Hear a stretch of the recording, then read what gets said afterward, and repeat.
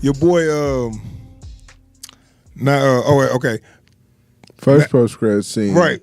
Flash and Superman. They had a race. Now that's been DC's go-to. For how about say now? decades. I've seen this in a different platforms, different mediums on a couple things. The comic did this, and they did this in the animated series, which I really love that episode. I think that was like the first time Flash was on the animated series, Superman animated series TV show. And I think they did it a little bit on Smallville. Yeah, they did.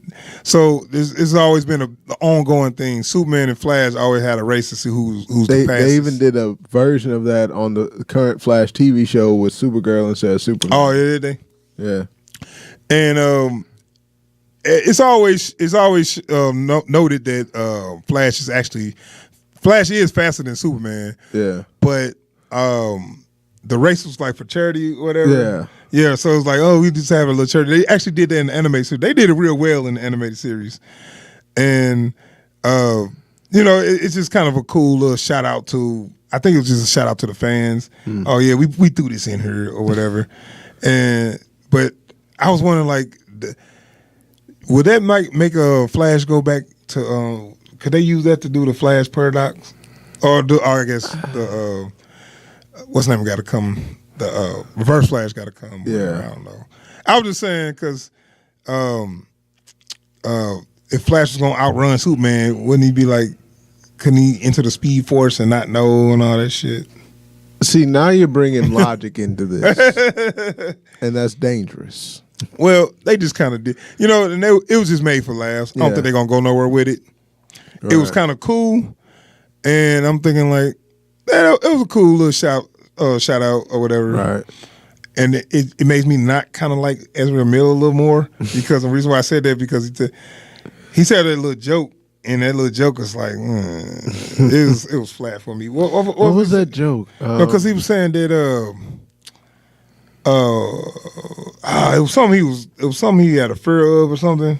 And I can't even remember. See, but I just remember he had said something like Superman, which that was him being the Superman I know, laughing, talking to Flash or whatever about something. And he told him something that he told Batman, something he was scared of.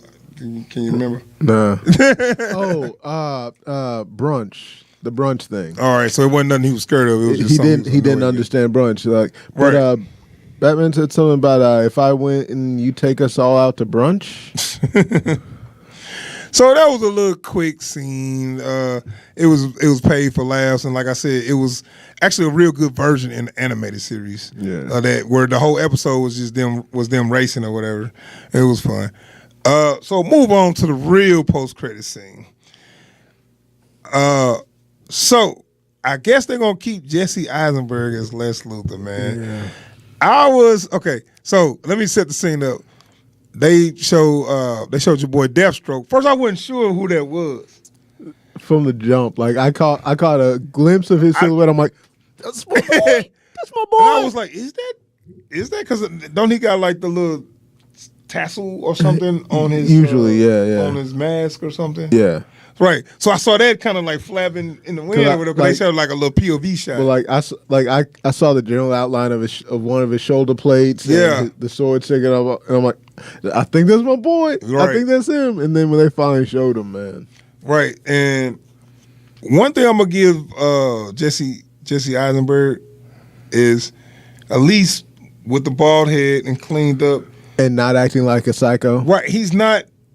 He don't not look the part. He's okay. Yeah, looking the part. He's acceptable, but you can't really come back from what he did in BVS. You know what I'm saying? Like feeding a general a Jolly Rancher. What's the point of him being bald though? That's another thing. Like in that movie, they had no reason to shave his head. No, right? It's like.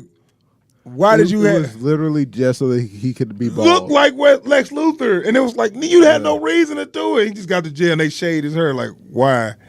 And I guess they showed him later. They had like a double. They had him escape out of jail, and they had a double in there. And he was bald, so he's still bald. So you can see the guy hairline. I mean, you can tell he shaved his head. It's like, what's the point of other than trying to make him look like Lex Luthor? Yeah. You know, be for real with that. But what I was saying is he looks the part a lot more than he did. Like if you didn't already have a visual on Lex Luthor, it's like bald businessman. Yeah. Okay, fine. At first they had him dressed kind of like a hipster or something. Maybe he's saying that was a learning experience for him. Like Whatever. a Silicon Valley executive. You know. Yeah, like an IT guy or some Yeah. shit that they like one of them rich young IT guys that made something cool, but they still like a little Hoodie, graphic tee, skinny Yeah. jeans with the legs rolled up, yeah and some sneakers. stuff like that, Vans and shit. Yeah. But yeah, like I said, he looks the part, and where I'm getting at is, Deathstroke came to Lex Luthor and he was like, "Hey, we're putting together a team." I did kind of like that. Well, I think it's time we put together a league of our own. Right. And I said, and like I said before, they stealing my idea. Now I'm gonna give it to y'all. You're not stealing my idea. But it was obvious to me that y'all been watching my videos. I want my royalties, damn it. I came up with this idea before this movie came out, man. LOD, man. Legion of Doom. Perfect. And that's how I said it too. The end scene, end post-credit scene, instead of doing a hero, they should do the villains. Yeah, you did say that. And then if they do another movie, the next villain they get him, and they keep that team going. And The only Legion of Doom. Yeah, I'm down for a Legion of Doom movie. The only problem I have, and it is a nitpick before anybody jumps all over me about it, Joe Manganiello's bleached hair as Deathstroke. You don't like it? I like the way he looks. I wish it was like darker or something. You know, like more leaning more You think towards it's gray. more? You think it's look more platinum, Yeah, like a lighter? I think it should be a bit more like a dark gray. you know? Yeah. But I thought he looked cool. I mean, he looked cool. It's Because just he's a big guy, and I'm like, yeah, I'm feeling him as I mean, Deathstroke. I ain't gonna say nothing to his face. Certainly not while he's wearing that But shit. you know what? know. I heard that they had him on a contract, and because they scrapped that Batman movie, they had to show him in Justice League, or they was gonna owe him a lot of money for doing a movie that he wasn't gonna be in. You know what I'm saying? and I felt bad for him because he was super excited about playing. Yeah, I know, Deathstroke. and it was whack that they. But this actually kind of works almost better. Because now if this does do well enough when it's all said and done, they kind of have to. Man, I'm telling you, with villains, if you establish these villains and what's the word I'm looking for when you not backstory, when you get them you develop them. Ooh, thank you. If you develop these villains, you got a gold mine on your hands, because the thing is, they just won't be some dumb stock villains. Yeah, Let them show us some stuff from their point of view, and let them be some badasses, and let them give the heroes like the hardest, toughest time they gonna have, and not just some big dumb CG people. You know what I'm saying? And that's what this genre really needs right now. Yeah. So Marvel got the heroes. Y'all should do the villains. I mean, y'all got the heroes, but if you focus on the villains just as much as you focus on the heroes, that can save your franchise. And like, cause I keep thinking about like some like a Batman movie. If you look at a Batman movie from the point of view of the villain, everything Batman does seems that much more mythic, because you don't have him methodically going over, all right, how do I counteract this? How do I counteract this? Where did they do this? Like, dude just keeps showing up, keeps trouncing all your dudes, and you have to regroup. Yeah, I wish they would have. Well, I guess this is only the third. Yeah. Four. I mean, this is what's this, the fourth movie? Whatever. I was like, I wish they would have done this sooner. Yeah. Because if they ain't gonna make no more, then it's like, damn.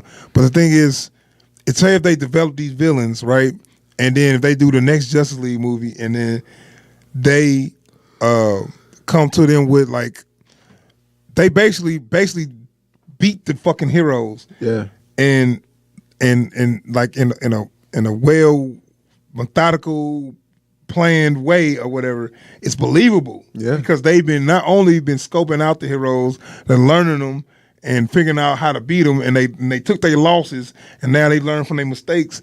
That's a well-developed villain. Yeah. He ain't just some dude that pop up and be like, I'm going to do this. Well, 'cause, like, I don't know if you saw the animated one, Justice League Doom.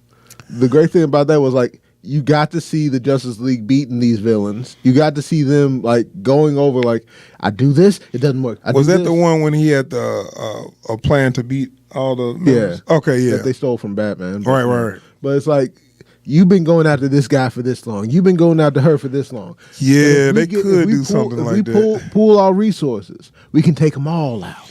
Yeah, they could do something like that. And that would make, Batman, I was about to say, that would make Lex Luthor. That could legitimize him. That's what I'm saying. Yeah. And it's the fact of the matter is, Lex Luthor ain't got no powers. Same way with Batman. But guess what? But he got that brain. Right. Guess what? He controlled so much of he's so smart that he make a plan that actually can beat these these heroes.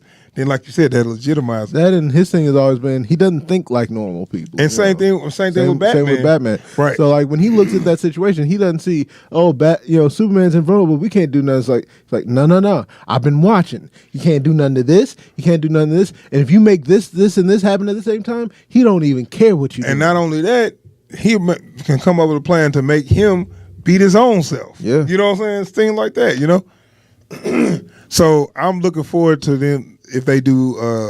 I don't think they got to do a Legion of Doom movie because you can't have villains without the heroes, I guess. Yeah. But wouldn't that be incredible to show the whole movie from the villain? Because no one does that. Right. The Only problem is they're not supposed to be sympathetic. You're not supposed to be on their side. True. And you can't have a movie about somebody if they just straight evil, right? Yeah. You good? Because like you're gonna want them to succeed if the movie about them, but we don't want the villain to succeed. Yeah. I mean, the only way that ever really works is if they had done Suicide Squad the way it's supposed to be done. Right. Where it's like, no, these are the bad guys, but they're not the worst guys. Yeah, you can do it, but see, that's the thing. But the Legion, they're not the Legion, right. The Legion is the worst guys. Right, they are the worst. They're not helping nobody. They're not. Yeah. Like you said, they're not the bad guys. They're not, but they're not the worst guys. Saying that, we bad, but these people will do way. So we're gonna take them out. You know. Yeah, because like they are the bad. The Legion has had folks like Gorilla Grodd and them on there. You know. Yeah. Like they don't give a fuck. So I don't know how you could make that work, how you could ratify that, but I would really love to see someone take a crack at that. Hell yeah, man. So that is our spoiler discussion on Justice League. We have to break down those scenes, those post credit scenes. Looking forward to the Legion of Doom in future. Now, I one thing before I go.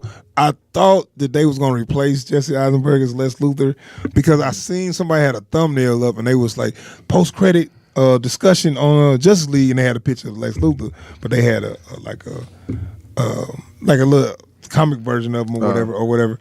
And I'm thinking like, did they replace Jesse Eisenberg? Did they use Billy Zane finally? Only. But no, they just made Jesse Eisenberg look closer to like the comics Lex Luthor. I mean, they shaved his head and put him in a suit. That's the best you're gonna get. Yeah. As long as he ain't talking crazy. Like, would it kill him to work out a little bit? Like, and that might be Zack Snyder's version of Lex Luthor. I can't really see why, but I will give that movie. One thing I do give that movie about Jesse Eisenberg is they always made it very clear that he was Lex Luthor Jr., not Lex Luthor Sr. He's the Lex Luthor we know and we'll be talking about actually died or whatever.